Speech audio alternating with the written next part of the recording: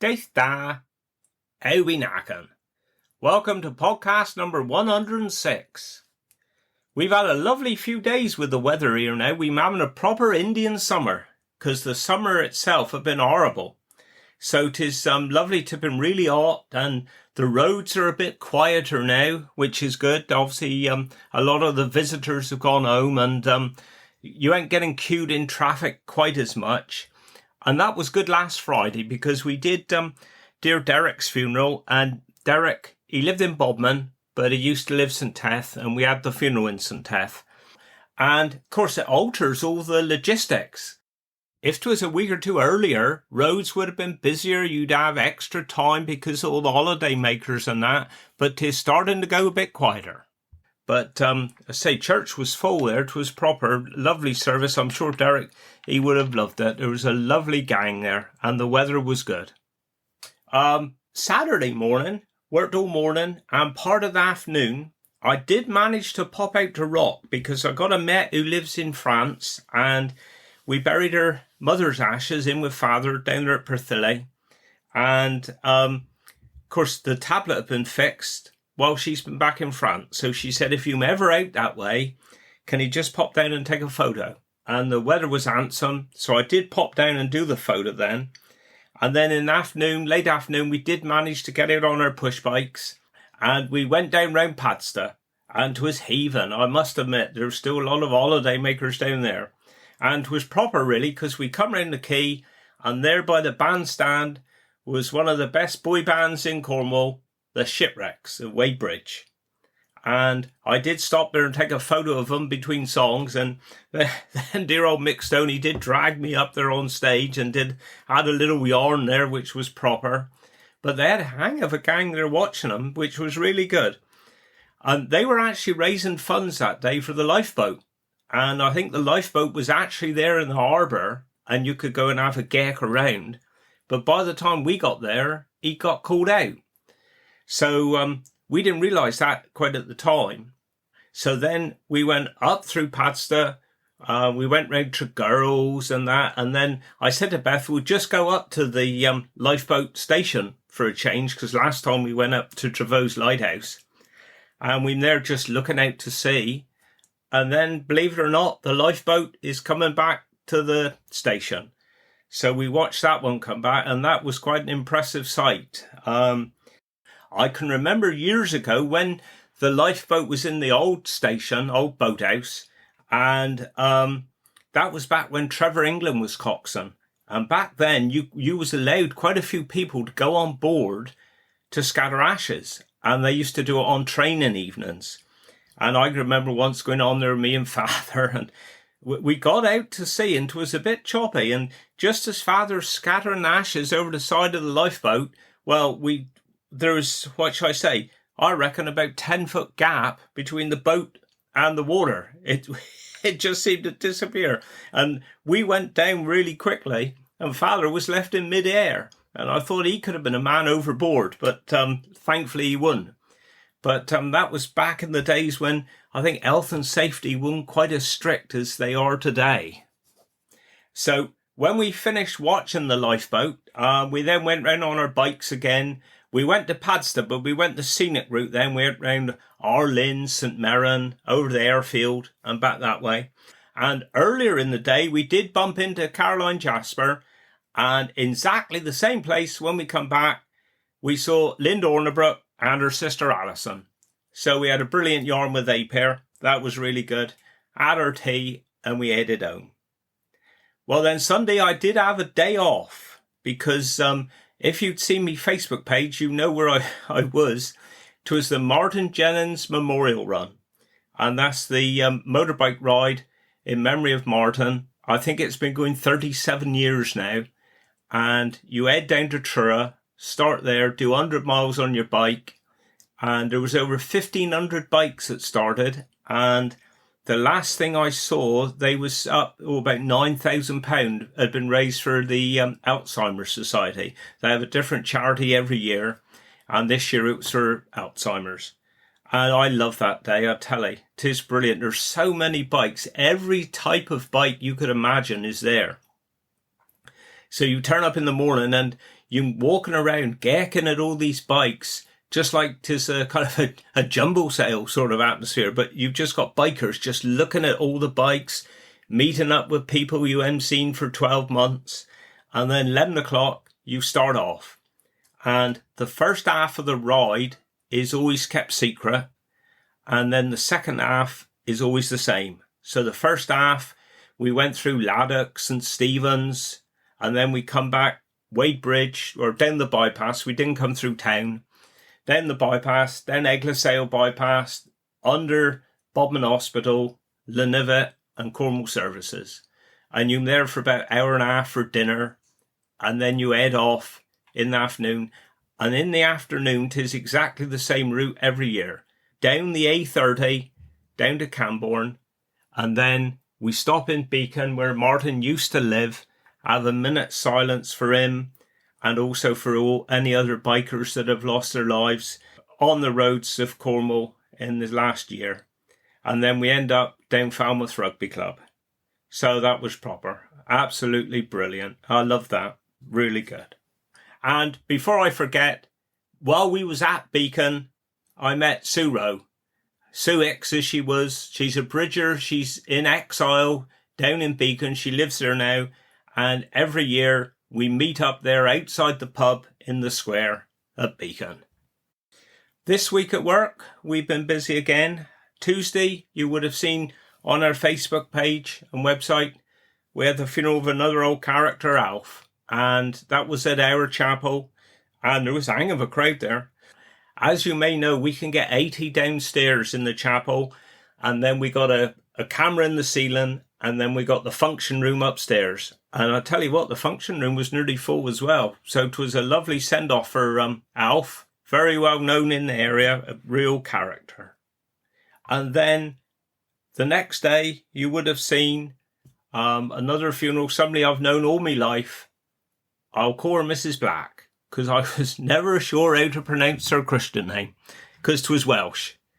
I don't know if 'twas Meyer or Mare, I think 'twas Meyer, but she came down here to Wadebridge in the war. She was I think, Land Army girl, and she stayed here, and I think she's been here ever since.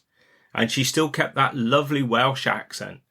And I think, what was she, 98? And there was a brilliant crowd in the church at Eglosale. And I must mention the bearers. What a team of bearers. They were spot on. They did a brilliant job. Even Keter. So that was brilliant. And then today, I'm doing this Thursday now. We had Gus's funeral. And it was beautiful weather. And we had the split screen camper van hearse. And that was a lovely sight coming around the drive there at Glyn Valley today. And I know that Gus would have loved it. Right, well now we're going over for the first part of my interview with Moira Gill. And I've known Moira for, well, decades now. And she's a darling. She really is. Always full of fun. Whenever you used to go out St. Mirren, you'd know that she'd be there most probably. And she was brilliant. Absolutely brilliant. And I went to see her, I think it was the day after her 88th birthday, if I'm right. I think it was.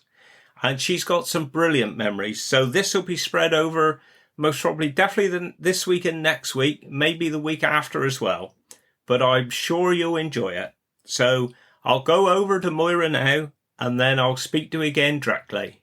So here it is. Get on, Moira. How be knacking? Well, I'm very well, thank you, David. Brilliant. I'm looking forward to you asking me a few questions about my life. Yeah. I don't know where to start. Well, if we start at the beginning, perhaps going back to even your mother and father, really. Tell us about your father, where he lived and where you were born, and go from there. Yes, well, I wasn't born in Padstow, you know. All right. I was born by mistake because my mother was a Geordie up in Newcastle. Were you? But of course I came to Padstow, like first when I was a baby, always there. Yeah. As you can see from this photo there. on the middle of the North Quay, Yeah. outside of my grandparents' cottage, where the shipwrights at Padstow, Yeah. where my father and his brothers were all born, and the family lived in the cottage there for 100 years. Did they? Well, not them, they did. Generations, yeah. And my grandfather used to take wooden stuff up and down the river to Old Town Quay at St Izzy, I know. where they've also got ties in St Izzy, the Gill family. Right. Many graves out there dating back to the early 1700s. I've been out and traced those. Yeah. But my father left Padstow, very different days, you know. Yeah. And at 15 to join a Corey brothers ship, Sir John Corey, who built the Metropole at Padstow. He was a great friend of my grandfather's. I can't trace it back, but I know they went to school together. And my grandfather went to school, the old school at Padstow, when it was first opened. Yeah. And I've given the certificate to the museum. Yeah. He set off with my uncle, who was also a merchantman, to join this ship in Cardiff, I think, or it might have been Barry. And my uncle wouldn't let him go on it. He was only going as a cabin boy. At 15, they couldn't afford him to have long trousers. He went away with short trousers on. Right. And when they got there, my uncle said, "No, you're not going on there." It's what they used to call in those days, in the 1920s, hardship. And he wouldn't let him go on. Oh, no. And he then stayed, another ties with Padstow, with the Lewises. Yeah. A lot of you will remember Avis Lewis, and they were the Barry pilots. Right. And he stayed there with them, and then he joined a ship my granddad was captain of, and that's how he met my mother eventually, Yeah. at about 17. And then he brought her back to Padstow, like a lot of the locals, after he married her. Yeah. And they used to say to him, "Georgie, where did you dig her up? She's a nice bit of stuff." I like it. And then, as fate had it, well, I came to Padstow then, as you can see on that photo, Yeah. on the middle of the road, Yeah. in my pram, perhaps a year old. Yeah. And would you park a pram in the middle of the road on North Quay on an August day now? Yeah. It looks deserted there, doesn't it? Yeah. So quiet. Two people. With sand shoes on. Yeah. So what was mother and father's Christian names then? George and Millie. George and Millie. Yeah. So we came several summers, and then the war came, Yeah. and my grandparents had a house in Church Street, and we moved, my mother and I moved there, because then my father was away all the war, the 6 years. Was he? Well, once or twice back in Padstow. Yeah. But sadly, he was torpedoed 3 times. But never mind, that's another tale. Yeah. On the Russian convoys once. Right. That table there was on a ship with my father that was torpedoed. And my mother, we'd been down visiting him in, Salford. Yeah. And my mother strapped the table to the case and brought that home. And there was a very nice lamp.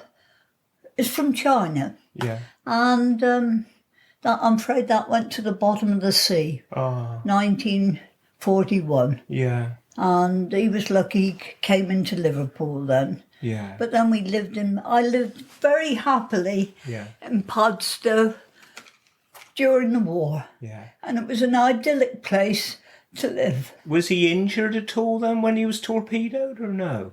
Not at the time, No. but he suffered terribly afterwards. He lost a kidney, and all due to the when he was torpedoed up in the Russian convoys at Murmansk in the dark Yeah. in the in the war, and he had to, like he says, the rescue ship doesn't stop steaming. You could just got to jump for your life. They think it shook his whole body up, and he was never really well after that. And so he had to give up in the end.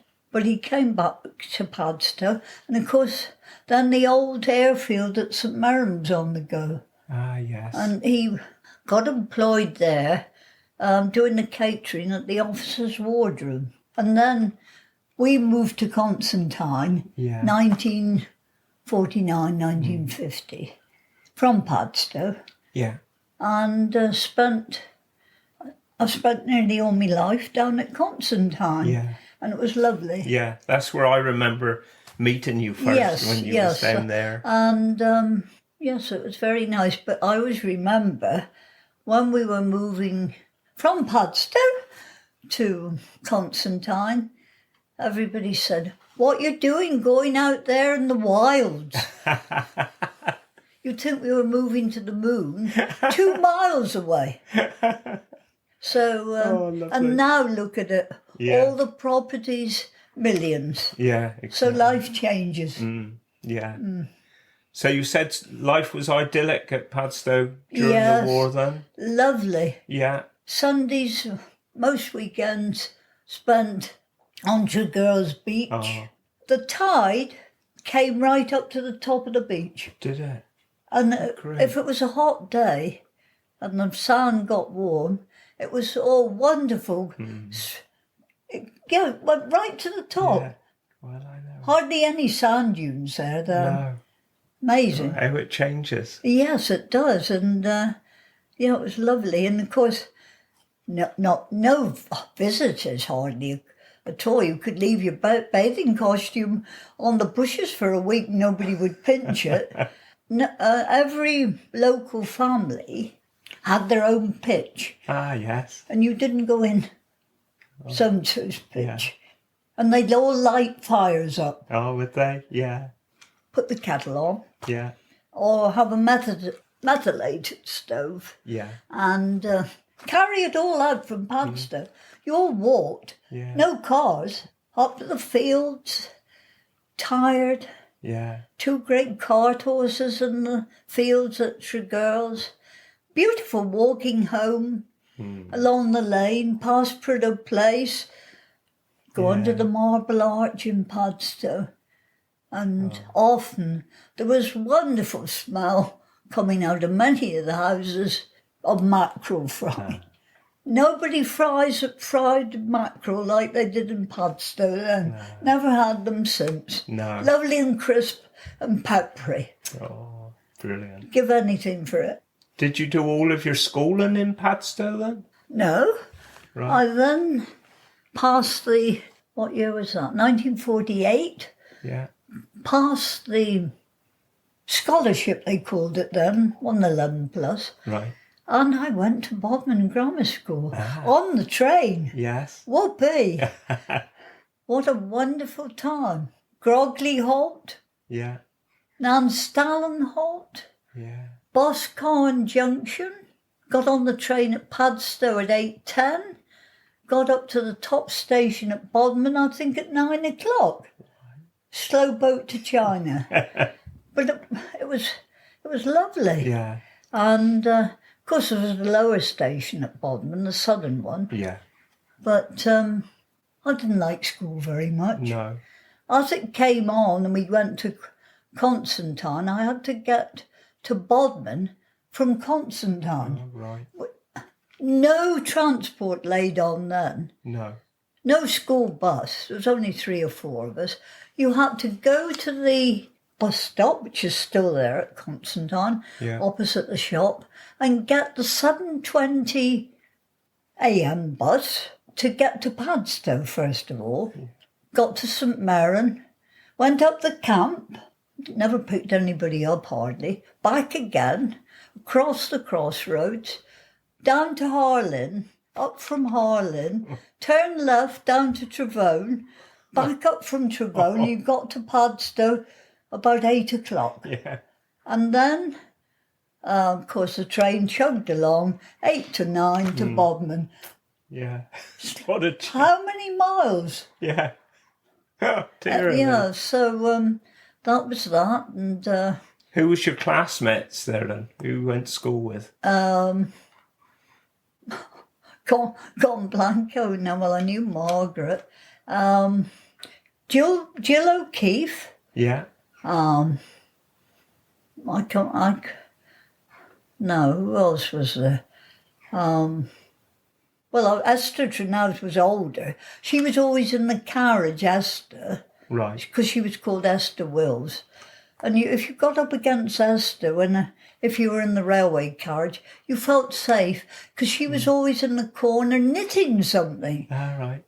She was a great knitter, always knitting jumpers. Yeah. And, I've gone blanco who went... a lot of Wade Bridge ones I knew. Yeah.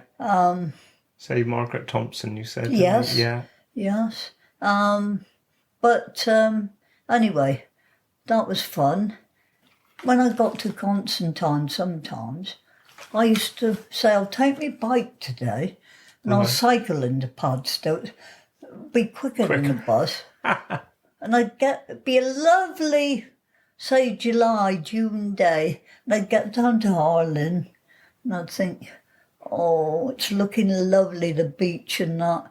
I think I'll go home and help my mother. Oh, yeah. So that's what I did. But then eventually, because my mother and father extended Seaspell, and we had quite a business there going with the hotel and the meals and that. Mm-hmm. Very busy. Yeah. Met some very interesting people and loved every minute of it.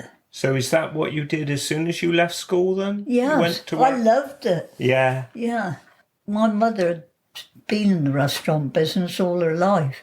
Mm-hmm. And of course, Daddy was on these ocean-going liners and lovely cook and that. And so they did. Yeah. Yeah. Had Brilliant. a lovely time with it all. But I was just thinking all the places now, like little guest houses and that, round here, they either people buy them and put them back to original house, don't they? Mm-hmm. There's hardly any bed and breakfast No. in Padstow. No. You know, it's all change. Mm. But anyway, that's what I did now. And of course, Constantine then. I mean, I've seen the whole of Constantine develop. You know, as you enter Constantine, there's bungalows on the left, bungalows on the right. None of that was there. None of it was there. It's all just been built up. Was the golf course, when was Trevose Golf Course then? Oh, yes, I used to play golf. Trevose Golf Course is celebrating 100 years this year. Is it really? Yeah. I was a member there, first of all, I think about 1954. Right. Very different.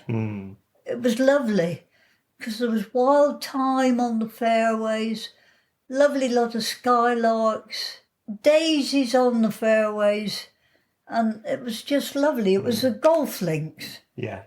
Very, but now everything's very well maintained and beautiful, but life has changed, hasn't it? Yes. Very much so. And of course we had a shop at Constantine, manned by Mr. Stanley Owned, a well-known Cornish bard, buried in St. Mary's Cemetery. I can't remember his bardic name. He had a post office in there as well. All right.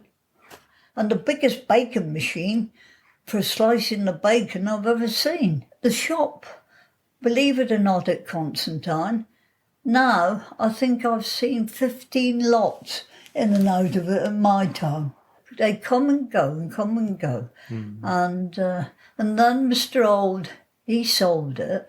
I always remember two ladies, Mrs. W.E. and J.I. Fish. And it was at the time I was learning to drive, 1953. We hadn't got a car then. Driving instructor used to come up from Newquay, £1 a lesson. Right.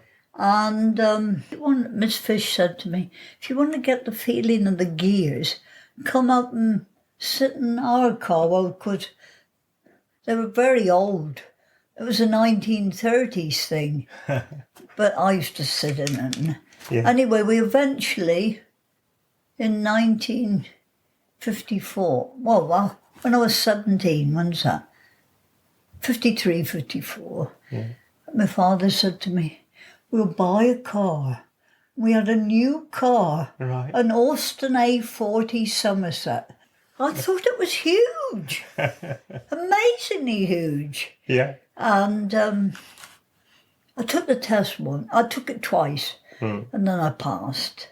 But when I was learning, we had like a lovely lot of ground down there at Seaspell, so I could practice me reversing and stuff. Yeah. And then my father didn't drive, my mother didn't drive.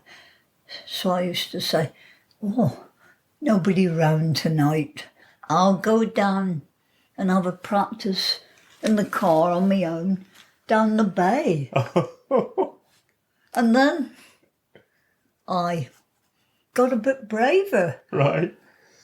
And I said, I think I'll go Padstow today. I did do it. Honestly, it makes me sweat now. And I drove into Padstow 2 or 3 times and went down on the quay. Oh, lovely. And I think I had a bollard one day.